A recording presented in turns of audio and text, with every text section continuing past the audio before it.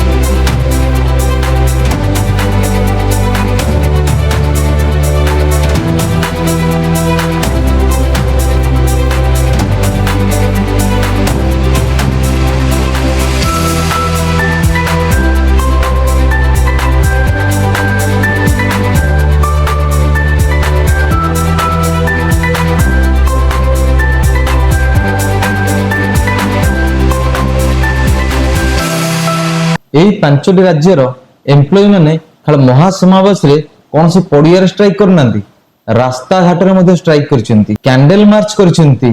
प्रत्येक परिस्थिति रे निज ऑफिस रो आरंभ पर्यंत समस्त को जागृत करछंती कि हमको ओल्ड पेंशन ही दरकार।